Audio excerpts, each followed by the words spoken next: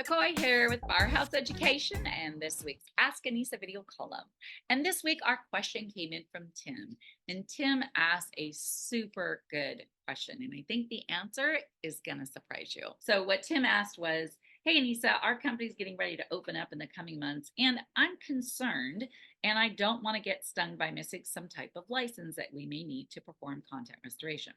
We are operating out of Tulsa, Oklahoma, and wanted to get your thoughts on this. Have you seen a need for specific licenses needed with our customers or with other customers that you have?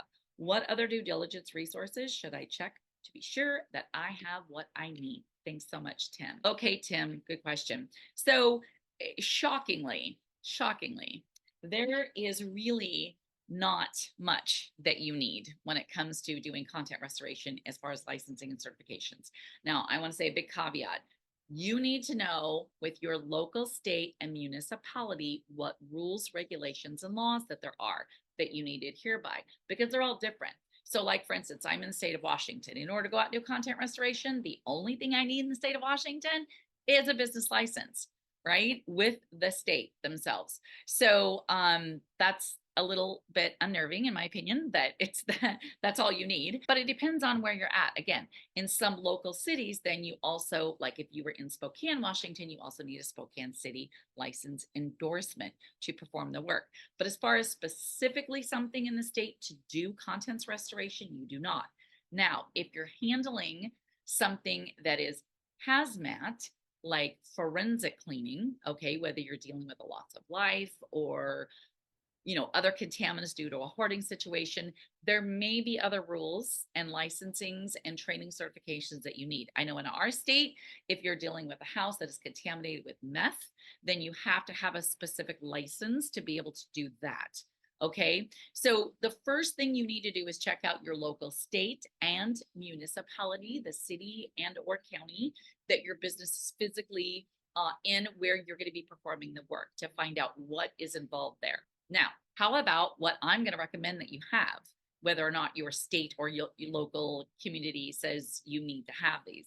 You need to be trained and properly understand several things. One, in odor removal. Two, in proper cleaning methods to decontaminate after there's been a fire and or smoke intrusion on a structure and or contents. You also need to have proper training to know how to use an ultrasonic machine.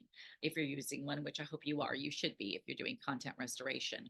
The other thing is that if you're going to handle a job that has got forensic cleaning involved, whether it's a loss of life, or unintended, an unattended death, or maybe you have a hoarding situation. So you have, mold and all kinds of other contaminants, possibly even rodent feces. You need to have proper training for that. You need to understand how to properly decontaminate and test to make sure that you did the decontamination properly on a job like that. You also need to understand the proper PPE that you need to wear and how to don and doff that. Okay. If you're going to be dealing with, those kind of cleanings, you also need to, there's immunizations that I would recommend that you make sure that your workers, your team members have to make sure that nobody gets ill.